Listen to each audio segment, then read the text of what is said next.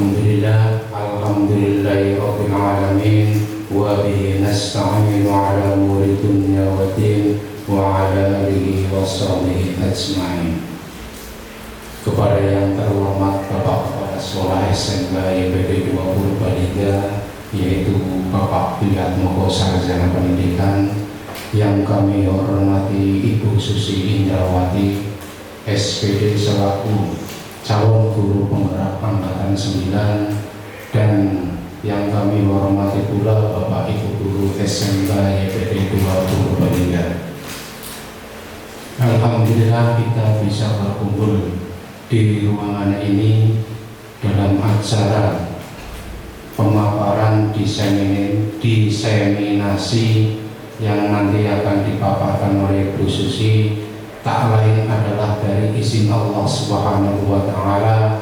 Marilah kita selalu bersyukur atas nikmat dari Allah Subhanahu wa Ta'ala. Semoga acara pada pagi hari ini mendapatkan berkah dan ridho dari Allah Subhanahu wa Ta'ala dan mendapatkan pelajaran. Salawat dan salam marilah kita aturkan kepada junjungan Nabi Muhammad sallallahu alaihi wasallam yang selalu kita nanti-nantikan syafaatnya di yaumul akhir nanti. Bapak Ibu yang kami hormati, berikut adalah susunan acara diseminasi pada siang hari ini. Yang pertama adalah pembukaan, yang kedua adalah menyanyikan lagu kebanggaan kita, lagu Indonesia Raya. Ya, acara yang ketiga adalah sambutan dari Bapak Kepala Sekolah SMK YPD 20 Baliga. Acara ketiga adalah acara inti, yaitu pemaparan dari calon guru penggerak angkatan 9, dan acara terakhir adalah menutup. Mari Bapak Ibu kita buka acara pada pagi hari ini dengan bacaan basmalah dan yang non-muslim untuk menyesuaikan. Semoga Bismillahirrahmanirrahim. Semoga dengan bacaan basmalah tersebut acara pada siang hari ini dapat bermanfaat bagi kita semua. Acara yang kedua adalah menyanyikan lagu Indonesia Raya. Kami mohon Bapak Ibu untuk berdiri sebentar untuk menyanyikan lagu Indonesia Raya.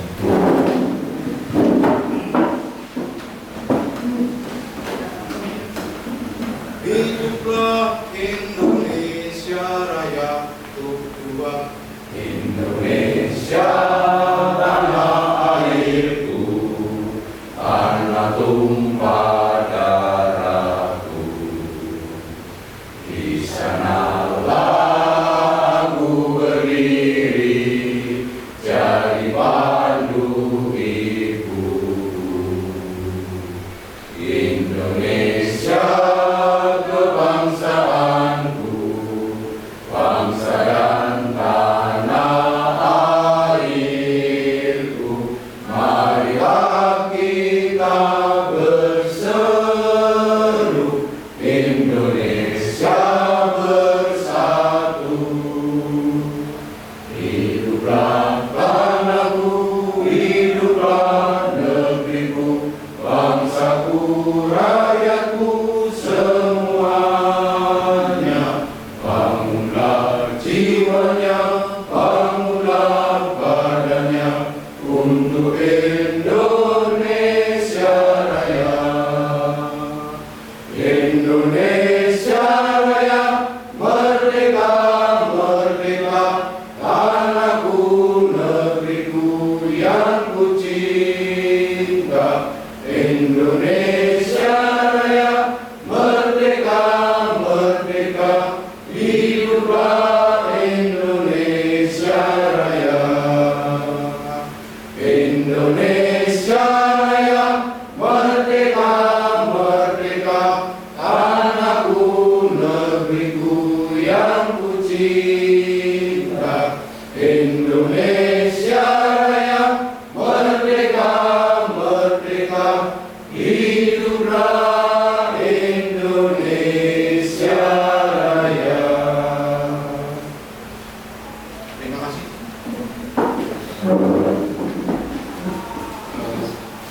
Semoga dengan menyanyi lagu Indonesia Raya menambahkan rasa cinta kepada tanah air Indonesia. Acara yang ketiga yaitu sambutan dari Bapak Kepala Sekolah kepada beliau Bapak Dwiatmoko Sarjana Pendidikan, disilakan. Bismillahirrahmanirrahim. Assalamualaikum warahmatullahi wabarakatuh. Bapak Ibu Guru SMK YPT Purbalingga yang saya hormati, Ibu Susi Indrawati Sarjana Pendidikan yang saya hormati, pertama-tama marilah kita senantiasa memanjatkan puji syukur alhamdulillah kehadirat Allah Subhanahu wa taala atas limpahan rahmat dan nikmat-Nya, sehingga pada kesempatan pagi siang hari ini kita masih diberi kenikmatan bisa bersama-sama untuk mengikuti kegiatan diseminasi calon guru penggerak SMK YPT 2 Purbalingga, yaitu Ibu Susi Indrawati Sarjana Pendidikan CGP Angkatan 9 dari SMK YPT 2 Purbalingga. Bapak Ibu, bahwa kegiatan diseminasi yang akan dilaksanakan pada kesempatan kali ini oleh calon guru penggerak Ibu Susi tentunya adalah materi-materi yang sudah pernah diterima pada saat mengikuti kegiatan pembelajaran sebagai calon guru penggerak Angkatan 9. Tentunya ini adalah sesuatu hal yang baru yang tentunya kita juga nantinya akan mendapat imbas dari hasil diseminasi apa yang disampaikan oleh calon guru penggerak. Guru penggerak tentunya untuk saat ini merupakan suatu tuntutan ya, untuk kemajuan dunia pendidikan. Ya, kalau kita perhatikan memang kemajuan yang ada terutama di bidang perangkat pembelajaran, kemudian media pembelajaran yang disampaikan, yang diterima oleh calon guru penggerak memang sangat luar biasa. Yang tentunya untuk kita yang memang umumnya yang ada di sini kebetulan sudah di atas 50 tahun, ya, ini sudah expired untuk mengikuti CGP. Namun tentunya apa yang diterima oleh rekan kita, khususnya untuk yang muda-muda, mohon mungkin nanti Bu Birgi, Pak Dedi itu bisa mengikuti jejak dari Ibu Susi. Ya, kalau yang sepuh-sepuh ini tentunya untuk menambah wawasan kita. Ya, di akhir-akhir kegiatan pembelajaran pengabdian di YPT 2 paling tidak sudah pernah mengenal kegiatan pembelajaran ke depan itu ternyata harus seperti itu. Ya, tetapi bagi yang tua-tua seperti halnya saya ini juga sudah ketinggalan untuk teknologi. Oleh karena itu untuk yang muda-muda monggo, karena ini adalah suatu tuntutan. Sekarang selalu serba digital. Ya, oleh karena itu monggo nanti ini sebagai pemicu, pemecut khususnya untuk yang muda-muda. Kalau yang sepuh-sepuh ya ini pengalaman ya, untuk cerita ke anak cucu paling tidak nantinya ketika kita memberi bimbingan pada anak cucu kita, ya nanti kalian belajarnya itu sudah seperti itu. Karena apa? Memang sudah zamannya zaman digitalisasi. Yang selanjutnya monggo nanti Bu Susi ini dengan tema budaya positif di sekolah SMK YPT 2 Purbalingga yang memang sebetulnya sudah kita rancang, kita jalankan ini untuk pembentukan karakter. Ya, untuk pembentukan karakter tentunya memang diawali dari budaya, terutama budaya-budaya positif ini yang nantinya akan membentuk karakter siswa-siswi kita itu menjadi lebih baik. Karena pembentukan karakter itu membutuhkan waktu, tidak bisa kemudian hanya dalam waktu sehari, 2 hari, bahkan mungkin seminggu, 1 bulan dan sebagainya. Tidak bisa kita membentuk karakter anak kita itu menjadi lebih baik. Oleh karena itu tuntutan di industri pun juga untuk saat ini tidak membutuhkan yang ranking 1, ranking 2 dan sebagainya, tetapi yang dibutuhkan adalah yang karakternya itu memang sudah terbentuk ya. Karena untuk membentuk karakter ini sangat dibutuhkan waktu yang cukup lama. Monggo untuk disampaikan nanti Bu Susi, kemudian kita mencermati apa yang disampaikan. Tentunya ini adalah berarti tugas Ibu Susi, harus ada diseminasi. Oleh karena itu kepada rekan-rekan, mari nanti kita ikuti bersama agar supaya kegiatan ini bisa berjalan dengan lancar. Saya rasa itu saja yang dapat kami sampaikan. Kurang lebihnya mohon maaf. Saya akhiri wabillahi taufiq wal hidayah. Assalamualaikum warahmatullahi wabarakatuh.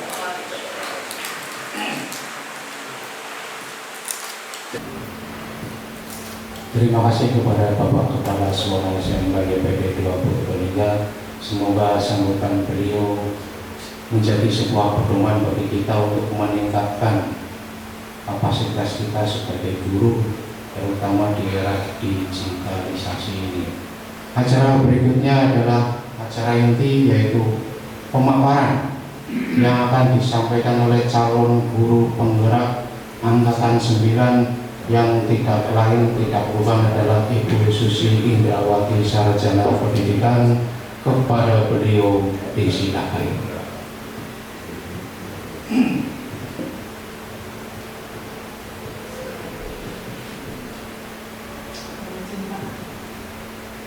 Bismillahirrahmanirrahim. Assalamualaikum warahmatullahi wabarakatuh. Yang kami hormati Bapak Dwiatmoko selaku Kepala Sekolah SMK YPT 2 Purbalingga, yang kami hormati rekan-rekan sejawat yang saya banggakan dan saya sayangi. Alhamdulillah, puji syukur kita kepada Allah Subhanahu wa Ta'ala yang telah memberikan kita kesehatan, keselamatan, dan kesempatan sehingga pada hari ini kita diberikan kesempatan untuk bertatap muka, berkumpul di ruangan ini dalam acara diseminasi budaya positif di Sekolah SMK YPT 2 Purbalingga. Salawat serta salam senantiasa kita selalu junjungkan kepada Nabi Agung Nabi Muhammad SAW yang akan kita nantikan syafaatnya di yaumul akhir. Allahumma amin. Kami ucapkan terima kasih kepada Bapak Kepala Sekolah yang telah memberikan waktu dan kesempatan serta UBM semuanya sehingga acara hari ini terlaksana dengan baik dan lancar. Tak lupa kami ucapkan juga kepada Bapak dan Ibu guru yang sudah hadir memenuhi undangan kami dalam acara diseminasi budaya positif di SMK YPT 2 Purbalingga. Mohon izin kami nanti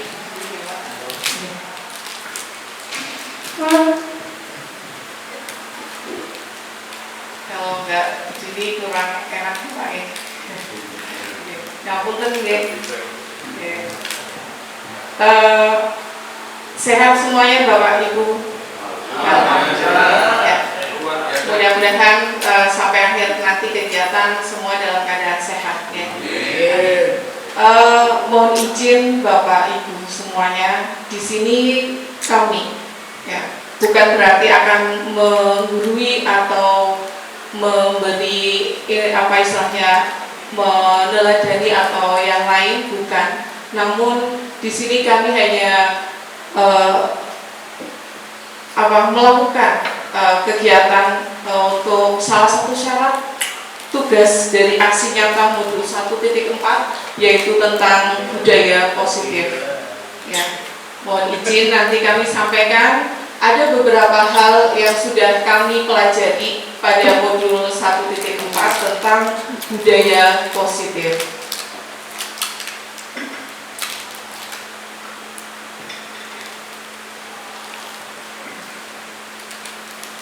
Ya. Di sini kami nanti akan menerapkan pemahaman tentang apa itu budaya positif. Ya. Namun sebelumnya saya minta tolong speaking sebentar ya. Mohon maaf Pak Wahyu, Pak Artam dan Pak berdiri sebentar. Oke, ngapunten. Ketika nanti saya tembak salah satu peserta di sini ya, bapak-bapak di sini, nanti sebutkan nama ya. Siapa yang fokus itu siapa yang duluan berarti fokus seperti itu. Oke, mohon maaf waktunya sebentar ya. Jadi saat saya jalan-jalan ke gunung, saya lihat ada burung, rasanya indah sekali burungnya. Namun ternyata ada di belakang saya itu sudah menembak duluan dan menembak burungnya langsung. Sebutkan sampingnya, misalnya ini Bapak, saya tembak Pak Artam duduk. Nah nanti Bapak Pak Biono menyebutkan namanya Pak Wahyu menyebutkan Pak Biono dulu-duluan kayak gitu. Atau kebalikannya, nanti kalau saya nembak Pak Biono berarti Pak Artam sama Pak Wahyu dulu-duluan. Oke. Iya. Oke. Begitulah. Ya. Oke, saya jalan lagi ke depan. Ternyata setelah tadi saya lihat burung, ternyata di situ ada hewan. Ternyata di situ ada hewan yang saya sukai. Di situ ada ular, ya kan di situ. Nah, di situ ada ular. Nah, ternyata ya saya ingin menangkapnya dan menangkap duluan. Sebutkan namanya. Iya, ternyata yang lebih fokus Pak Priyono dulu. Pak Artam terpesona dengan Pak Priyono. Oke, terima kasih Bapak. Ya. Terpesona dengan penyaji. Iya. Oke, terima kasih. Ya, Oke. Ya, apa itu budaya positif? Ya, mungkin ada yang tahu budaya positif, Pak Panca.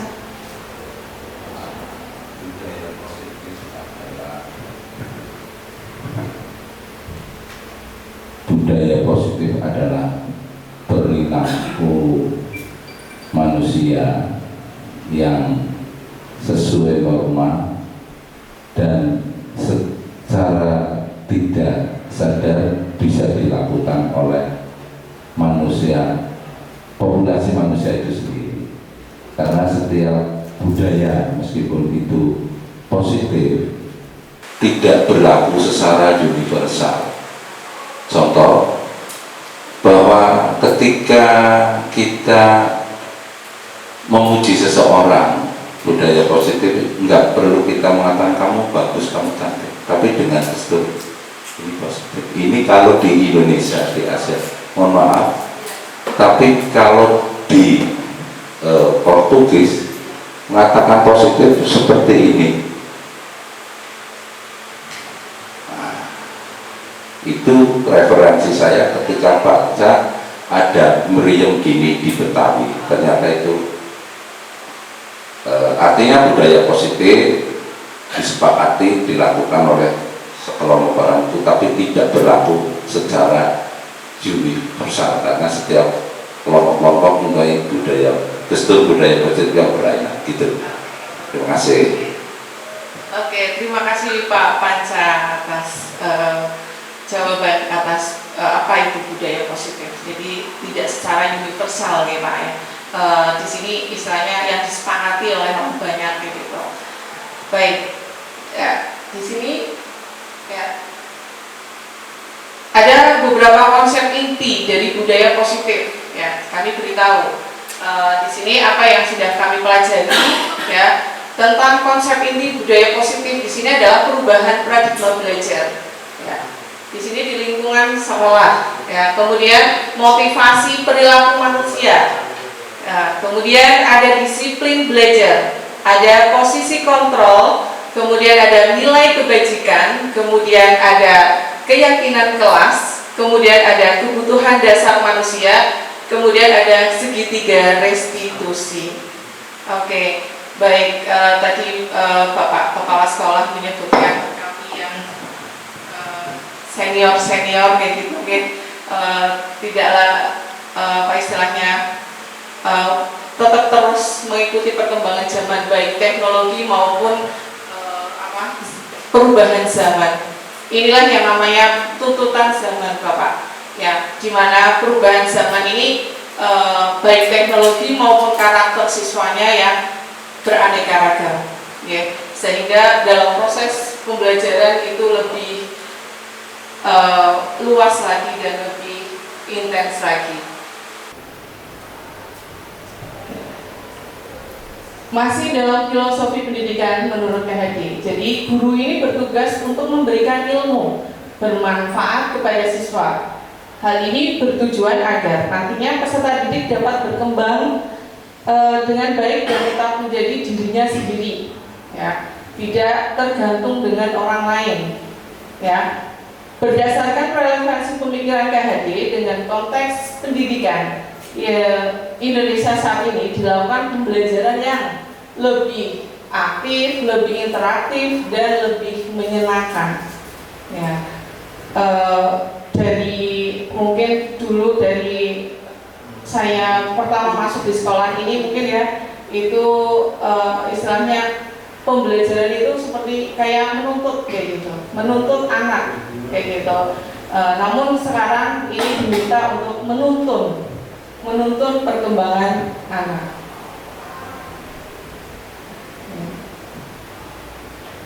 Kita terapkan sistem pemikiran Ki Hajar Dewantara seperti kita itu diibaratkan seorang petani, ya.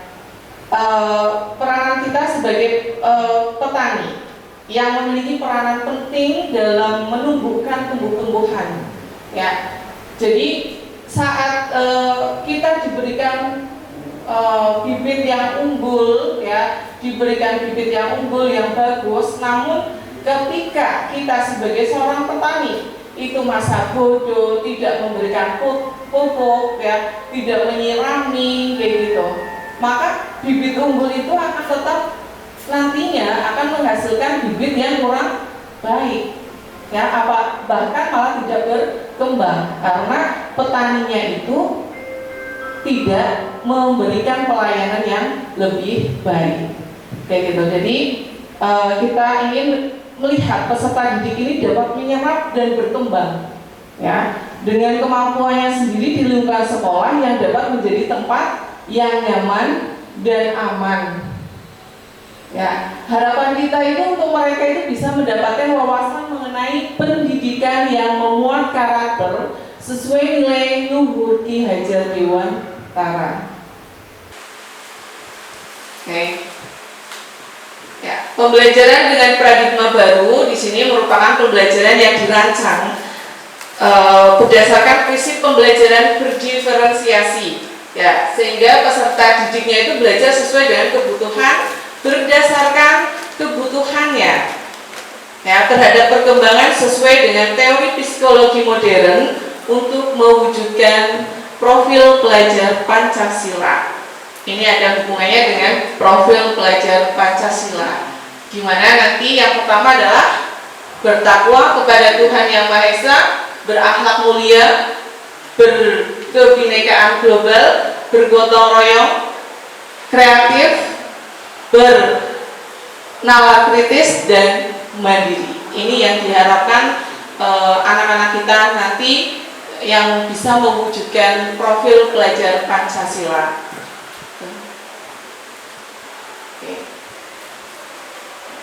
Ya, oke. Di sini kita sedikit bermain lagi. Ya, saya minta Bapak Ibu salah satu saja nanti ada teman Anda akan melakukan kegiatan cobalah buka. Ini kita bermain sekarang. Cobalah buka, tapi bukan buka HP-nya, ya, tapi di sini cobalah buka. Tugas kita adalah mengepalkan tangan kita, salah satu tangan kita saja. Ya, coba bayangkan bahwa tangan kita itu kita sedang menggenggam suatu benda yang sangat sangat berharga. Ya, mungkin itu cek isinya dolar, ya, atau mungkin di situ apa Pak? Kira-kira apa Pak kata? Sangat berharga di tangannya. Emas berlian. Emas berlian, oke, ya, ya. Jadi kita bayangkan di tangan kita itu ada barang-barang berharga itu sangat luar biasa berharganya untuk kehidupan kita masing-masing.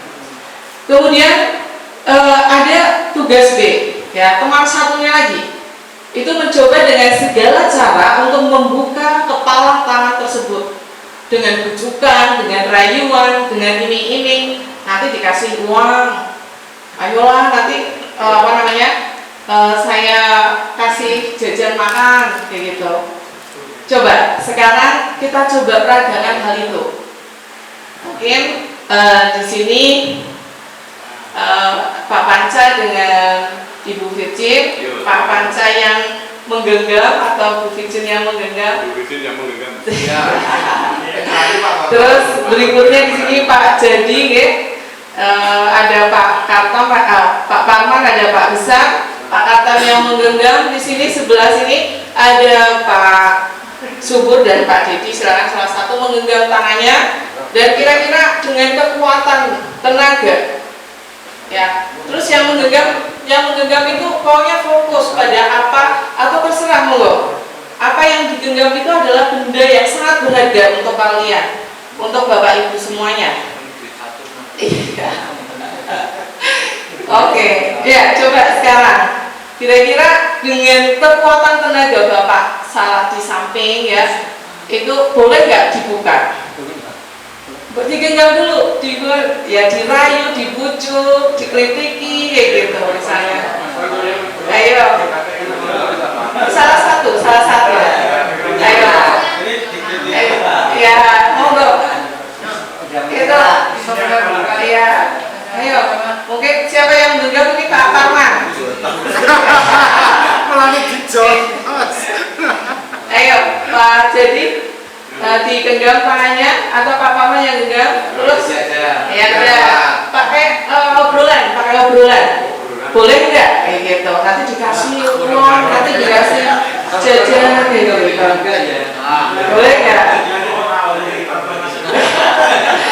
Oke, ya, terima kasih. Oke, kita bayangkan gitu, kita anggap di dalamnya itu ada hal yang luar biasa untuk ya. Oke. Ya. Baik. Sudah? Oke. Dari Pak Jadi, ya. Pak Jadi tetap menggenggamnya? Tetap menggenggam. Oke. Pak Kartam membuka. Oh, membuka. Baik. Ya. Terus Pak Jadi Pak Subur tetap mengenggam. Oke, baik ya. Ya, terima kasih. Oke. Ternyata di sini ada dua kemungkinan jawabannya. Ya, ada kemungkinan jawabannya. Ya, ini kan ada yang menggoda, menggelitik, bahkan menawari ada uang agar Anda bisa membuka kepalang tangan Anda, begitu. Nah, di sini ada dua jawaban. Ada yang membuka, ada yang tetap bersih kuku untuk menutupnya. Nah, di sini kira-kira saya minta tanggapan dari Bapak Ibu. Kira-kira yang mengontrol agar tangan ini tetap menutup itu kira-kira siapa? Hati. Diri kita sendiri. Oke, baik. Ya, itu adalah jawabannya. Jadi apapun, ya, kalau kita ya tetap menggenggam bahwa itu bersih kukuh, itu adalah barang berharga untuk kita. Jangan sampai ada yang membukanya dan kita bersih kukuh, maka itulah kontrol diri kita. Gitu. Ya, ini tentang teori kontrol. Ya, tadi apakah, maaf, hati-hati ya bacanya. Ya, ya, ya. Kita lanjut lagi. Apakah Anda lebih membuka kepalan tangan Anda? Iya, tadi jawabannya Pak Katang ya. Iya. Apa sih alasannya Pak Katang? Dikritik lebih ono. Gimana Pak? Iya. Riono yang berusaha menggoda untuk mengkritik saya, jadi tangan saya terbuka. Oh gitu. Oke. Terima kasih. Terus berikutnya, apakah Anda lebih menutup kepalan tangan Anda? Menutup, tetap menutup gitu. Iya, dengan alasan tadi.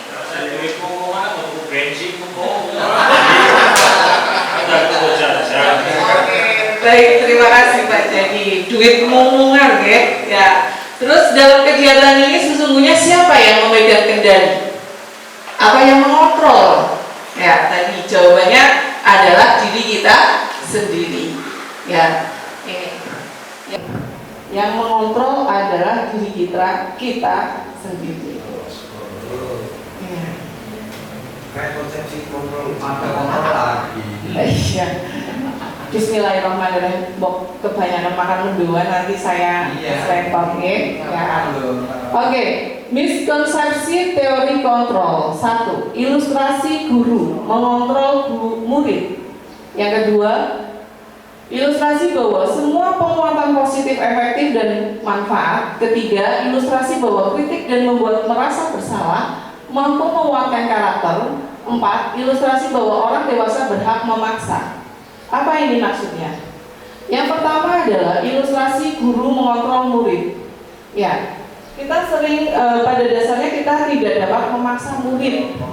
Ya, ini sebenarnya sangat bertentangan dengan jiwa kita ya. Saya pribadi juga seringnya itu memaksa ya. Tapi ternyata setelah saya mendapatkan pembelajaran ini ternyata ternyata seperti ini gitu. Yang mana di YPT 2 pun juga di SMK ini sebenarnya memang harus dipaksa nih awalnya ya, harus dipaksa kemudian terbiasa dipaksa, terpaksa, lalu terbiasa seperti itu. Nah, di sini ternyata tidak dapat memaksa murid, ya, sampai murid itu tidak mau melakukan. Nah, hal ini ternyata guru sedang mengontrol perilaku murid, ya. Guru sedang mengontrol perilaku murid, tapi di sisi lain ternyata muridnya itu malah bahkan sedang menunggu kontrolan dari guru. Karena kebutuhan dasar dari seorang murid itu adalah istilahnya dikontrol atau istilahnya diperhatikan kayak gitu. Ya, jadi teori kontrol ini menyatakan bahwa semua perilaku ini memiliki tujuan tertentu, baik guru maupun siswanya atau muridnya, bukan terhadap perilaku yang tidak disukainya. Kemudian ilustrasi bahwa semua penguatan positif, efektif dan bermanfaat. Ya, di sini segala usaha untuk mempengaruhi murid, ya, untuk mempengaruhi murid untuk mengulangi suatu perilaku tertentu secara terus-menerus, ya. Kemudian suatu usaha untuk mengontrol murid tersebut dalam jangka waktu yang lama, kemudian murid tersebut akan menyadarinya dan mencoba untuk menolak bujukan kita, atau bisa jadi murid tersebut menjadi tergantung pada apa yang kita tuntutkan terus, atau kita uri-uri terus ibaratnya. Kita ingat-ingatkan terus, mas bajunya kayak gitu, istilahnya bajunya tolong dimasukkan kayak gitu. Itu sering kali karena ini terjadi di sekolahan kita. Kemudian ilustrasi bahwa kritik dan membuat merasa bersalah mampu menguatkan karakter. Ya, jadi ternyata di sini bahwa kritik dan membuat merasa bersalah ini ternyata malah bukan menguatkan karakter ya, tapi malah bisa jadi malah membuat istilahnya negatif untuk diri anak. Contoh misalnya di sini identifikasi gagal. Mereka belajar untuk merasa buruk tentang diri mereka. Contohnya misalnya merasa mereka bersalah itu, saya kecewa mas, Mungkin bahasanya halus, tapi ternyata itu adalah membuat merasa bersalah atau identitas gagal. Saya merasa kecewa Mas, ternyata nilai ulangan kalian di bawah KKM semua, padahal semua sudah saya berikan. Itu kalimatnya halus tetapi membuat merasa bersalah pada siswa. Kemudian ilustrasi bahwa orang dewasa itu berhak memaksa. Kebiasaan di sini adalah orang dewasa itu yang percaya bahwa mereka memiliki tanggung jawab untuk membuat murid-murid berbuat hal tertentu. Apapun yang dilakukan itu dapat diterima, pasti dapat diterima selama ada sebuah kemajuan berdasarkan sebuah pengukuran kinerja. Pada saat itu pula orang dewasa akan menyadari bahwa perilaku memaksa itu tidak efektif untuk jangka panjang. Ya, ternyata perilaku memaksa itu tidak efektif untuk jangka panjang pada diri murid tersebut. Oke. Ya. Kita lanjut lagi pada definisi kata merdeka menurut Ki Hajar Dewantara. Menurut saya untuk Bapak Duyat maupun yang asli Jogja, ya. Merdeka iku jarwane noramu lepasing pamreh ngin ugo kuat kuasa amandiri priyan yo. Ngaten nggih. Ngapunten. Nggih. Ini kepripun mardika niku jarwane. Oh, jarwane. Jarwane ora mung lepasing pangreh nging uga kuat kuasa amandiri nging nggih amandiri priyangga nggih nggih nanti kami edit. Oke, apa artinya merdeka itu? Artinya tidak hanya terlepas dari perintah, ya, akan tetapi juga cakap buat memerintahkan dirinya sendiri. Oke. Ya, disiplin positif. Nah, ini arti dari disiplin positif. Ya, di mana aslinya itu dari kata display atau murid mengikut, bagaimana menguasai diri untuk memiliki tindakan yang mengacu pada nilai kita hargai. Kemudian disiplin positif merupakan salah satu cara penerapan disiplin yang bertujuan untuk menumbuhkan kesadaran serta memberdayakan peserta didik tanpa imbalan penghargaan, tanpa hukuman. Kemudian yang ketiga, sebagai pendidik tujuan kita adalah menciptakan anak-anak yang memiliki disiplin diri sehingga mereka bisa berperilaku dengan mengacu pada nilai-nilai kebajikan universal dan memiliki motivasi intrinsik, ya, bukan ekstrinsik. Ya, jadi memiliki motivasi intrinsik ini mempunyai kesadaran diri, bukan terus-terusan dari istilahnya dari orang lain, begitu. Jadi kita tumbuhkan kesadaran pada diri anak sendiri untuk melakukan budaya positif. Berikutnya, nilai kebajikan yang disepakati bersama lepas dari suku, bangsa, agama, bahasa maupun latar belakang. Contoh nilai kebajikan profil pelajar Pancasila tadi beriman, bertakwa, berakhlak mulia, kemudian gotong royong, kebinakan global, mandiri, kreatif, bernalar kritis. Terus berikutnya ada Ibu Primarius program. Di sini toleransi, rasa hormat, integritas, mandiri, menghargai, empati, terus kreatif, kerjasama, percaya diri, dan komitmen. Kemudian keterampilan hidup atau life skill di sini dibutuhkan dapat dipercaya, lurus hati, pendengar yang aktif, tidak merendahkan orang lain, dan memberikan yang terbaik dari diri. Tuh. Kemudian kebutuhan dasar manusia. Kebutuhan dasar manusia ini adalah segala sesuatu yang kita lakukan untuk mendapatkan apa yang kita lakukan yang memiliki tujuan tertentu. Dan semua usaha terbaik yang kita lakukan ini adalah dalam rangka agar kebutuhan dasar kita terpenuhi. Oke. Ya. 5 kebutuhan dasar manusia. Yang pertama adalah bertahan hidup, kemudian kasih sayang, penguasaan, kebebasan, dan kesenangan. Bertahan hidup itu untuk makan, pakaian, tempat tinggal, kemudian ada keamanan dan kesehatan. Kasih sayang, rasa diterima, dipedulikan, berbagi, kerjasama, menjadi bagian dari kelompok. Kemudian kebutuhan dasar manusia lagi adalah yang ketiga, penguasaan, yaitu harga diri, keinginan untuk dianggap, memimpin, berprestasi, dan diakui, didengar. Kemudian yang keempat, mandiri, memiliki pilihan, mencoba hal baru, kemudian mampu mengendalikan arah dirinya. Dan kelima, ini adalah kesenangan, bermain, humor, antusiasme, dan tertawa. Pak Karto, ada tambahan lagi kebutuhan lainnya? Ada.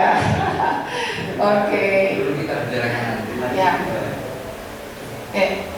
Ya, di sini motivasi perilaku manusia dasarnya itu apa? Apakah untuk menghindari hukuman, Pak? Bu? Ya. Apakah untuk menghindari hukuman ketika kita melakukan hal baik? Tidak. Oke. Apakah untuk mendapatkan imbalan, penghargaan dari orang lain ketika kita melakukan hal baik? Kadang-kadang. Oke. Ya, apakah untuk menjadi orang yang mereka atau kita inginkan dan menghargai diri sendiri dengan nilai-nilai yang mereka percayai? Betul. Iya, ini ya. Oke. Ya, hukuman di sini tidak terencana, tiba-tiba, murid tidak tahu apa-apa yang akan terjadi, kemudian bersifat satu arah, ya, sampai sekolahan. Ya, misalnya terus kita belajar, buka bukunya, ternyata ada tugas yang belum dikerjakan. Tahu-tahu gurunya bilang, kenapa lu digarap? Karena kamu belum mengerjakan, silahkan push up. Kayak gitu. Ya, ini ibaratnya kayak satu arah kayak gitu. Ya, berupa hukuman fisik. Ya, terus kemudian konsekuensi. Terencana, disepakati, disesuaikan aturan, murid tetap dibuat tidak nyaman. Kemudian sikap guru selalu memonitor murid. Dan yang restitusi, proses menciptakan kondisi bagi murid untuk memperbaiki kesalahan, proses kolaboratif yang mengajarkan murid untuk mencari solusinya sendiri.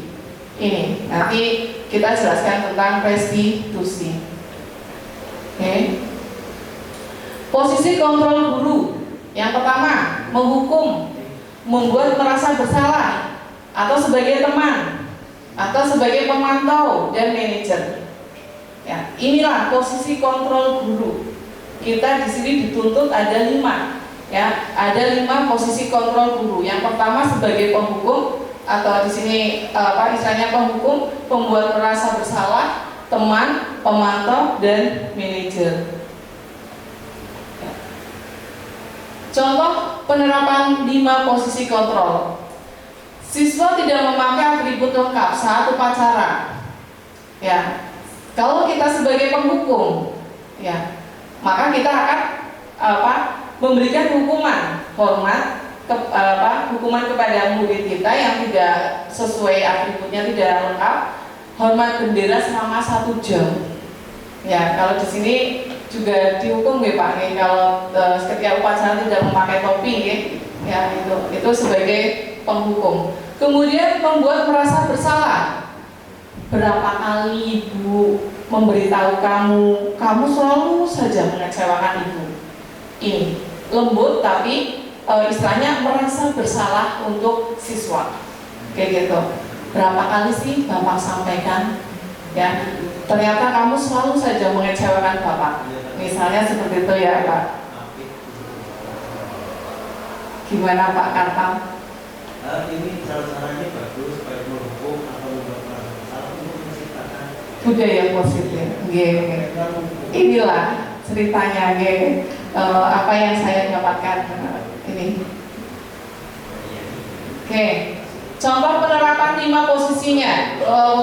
Posisi kontrol masih tidak memakai atribut, nggih. Sebagai teman, ayo dong ikuti aturan sekolah, tolong bantu ibu. Kali ini aja, ya sudah, tidak apa-apa. Lain kali jangan sampai berbuat seperti ini lagi ya. Ini. Jadi ini adalah sebagai teman. Ya. Bocah ayu ya, besok jangan diulang lagi ya, gitu. Gitu. Ini sebagai teman. Kemudian sebagai pemantau. Kamu sudah melanggar peraturan sekolah. Kamu tahu nggak konsekuensinya? Setelah upacara, tolong kamu ke koperasi ya untuk membeli atribut ya, dan jangan diulangi lagi ya. Ini adalah sebagai pemantau. Kemudian sebagai manajer, apakah kamu tahu kesalahanmu? Kira-kira bagaimana kamu memperbaiki kesalahanmu? Ya, kira-kira posisi di sini kita sebagai apa ya? Semuanya ada? Tidak. Ya. Nomor 5. Oke. Baik. Ya. Coba. Kira-kira posisi kontrol apakah aku? Saya kecewa sekali dengan kamu. Iya. Ini kira-kira apa? Tadi apa ya saja? Ada penghukum, pengontrol, pemantau, teman, terus manajer. Kalau ini saya kecewa sekali dengan kamu.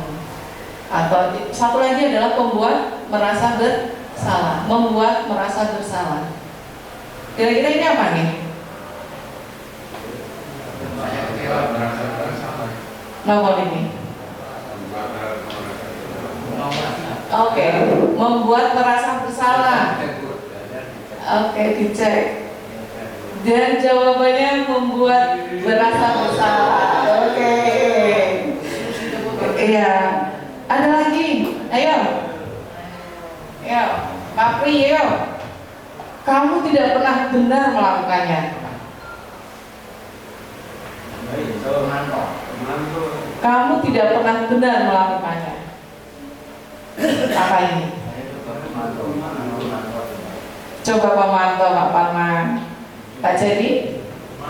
Pemantau. Pak Panca? Teman. Oke, coba jawabannya apa? Iya, Penghukum. Oke. Oke. Kita lanjut lagi. Apa rencanamu untuk menyelesaikan masalah ini? Iya. Manajer. Iya. Ya. Ore. Ya, ini adalah manajer. Ayo lakukan demi ibu. Ayo Pak Panca. Iya. Ini adalah posisi kontrol sebagai teman. Weh, Pak Panca hebat. Ya. Ada lagi? Kamu tidak pernah mendapatkan nilai jika tidak melaksanakan tugas. Apa ini Pak Isan? Apa kira-kira tulisin? Penghukum. Coba ya kita intip ya. Pemantau ya. Ini adalah pemantau. Jadi kamu tidak akan mendapatkan nilai jika kamu tidak mengerjakan tugas. Ya. Kemudian keyakinan kelas. Mengapa harus keyakinan kelas? Mengapa bukan peraturan kelas? Mengapa? Kenapa Pak Wahyu? Karena kalau keyakinan kelas itu tidak dipaksakan, tapi kesadaran dari seluruh anggota. Terima kasih Bu. Kalau keyakinan kelas itu sesuatu nilai pasti yang disadari oleh kesadaran bersama, tidak dipaksakan. Tapi kalau peraturan itu mau tidak mau, berarti itu sesuatu yang dipaksakan. Jadi harus yang berdasarkan kesadaran masing-masing. Oke, tadi tepuk tangan. Terima kasih Pak Wahyu, luar biasa. Jadi mengapa bukan keyakinan? Mengapa keyakinan kelas bukan peraturan? Ya, karena keyakinan kelas ini adalah kesadaran, kesepakatan bersama, ya, itu. Di sini ada segitiga restitusi, merupakan proses untuk menciptakan kondisi bagi murid untuk memperbaiki kesalahan mereka sehingga mereka bisa kembali pada keyakinan kelas dan menumbuhkan budaya positif pada dirinya sendiri. Ya. Oke, ini segitiga restitusinya.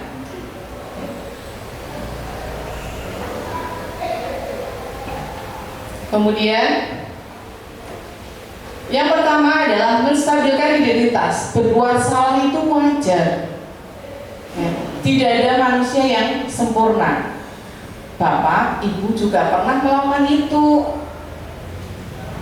Bapak Ibu tidak mau mencari siapa yang salah, tetapi Bapak Ibu ingin mencari solusi dari permasalahan ini. Ini adalah berdasarkan prinsip membuat kesalahan bagian dari proses pembelajaran. Kemudian segitiga restitusi yang kedua adalah validasi tindakan yang salah. Kamu pasti punya alasan mengapa melakukan itu. Padahal kamu bisa melakukan hal yang lebih buruk dari hal ini. Kamu patut bangga karena telah melindungi sesuatu yang penting buat kamu. Kamu melakukannya karena mempertahankan yang penting bagimu.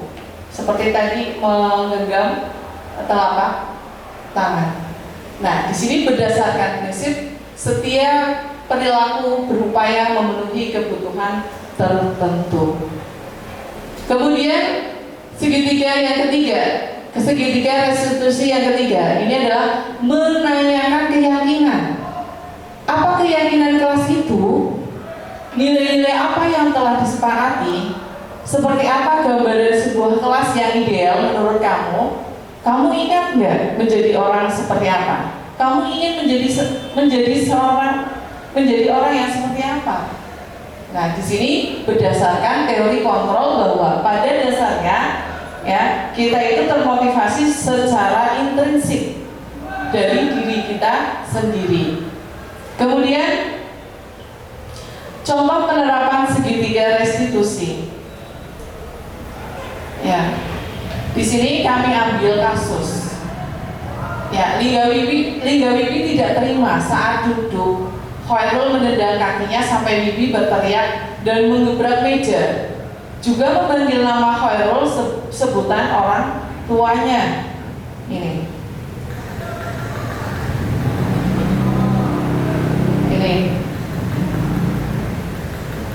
Kemarin kami mendapatkan tugas di sini untuk menangani kasus tersebut dengan menggunakan segitiga restitusi. Baik, di sini ya, terima kasih ya. Di sini apa yang sudah saya sampaikan, ada beberapa hal ya dari pembelajaran yang sudah saya ikuti ya dari program guru penggerak. Mudah-mudahan apa yang sudah saya dapatkan dan saya sampaikan ke Bapak Ibu semuanya bisa bermanfaat untuk kita mendidik, menuntun anak-anak kita sesuai dengan perkembangan zaman.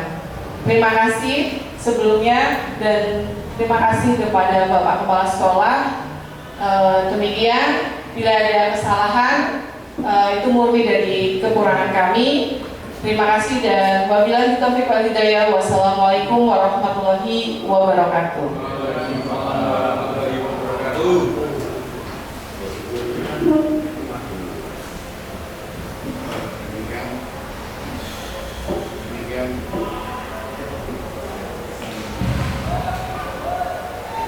Bapak Ibu yang kami hormati, demikian pemaparan dari Ibu Susi Indrawati SPD. Semoga apa yang beliau sampaikan yang berhubungan dengan budaya positif, termasuk ada tadi kontrol dan pemantauan dan lain-lain sebagainya, semoga bisa menjadikan sebuah contoh untuk kita dalam mengajar, memberikan pembelajaran kepada anak didik kita. Berhubung hari ini adalah hari Jumat dan sebentar lagi ada acara Jumatan, sholat Jumat, maka saya selaku membawa acara memohon maaf yang sebesar-besarnya apabila ada kata yang kurang berkenan. Acara berikutnya adalah acara penutup. Marilah kita tutup acara pada siang hari ini dengan bacaan hamdalah bersama-sama. Mohon alhamdulillah. Demikian apa yang bisa saya sampaikan, kurang lebihnya mohon maaf. Billahi taufiq wal hidayah. Assalamualaikum warahmatullahi wabarakatuh. Waalaikumsalam warahmatullahi wabarakatuh.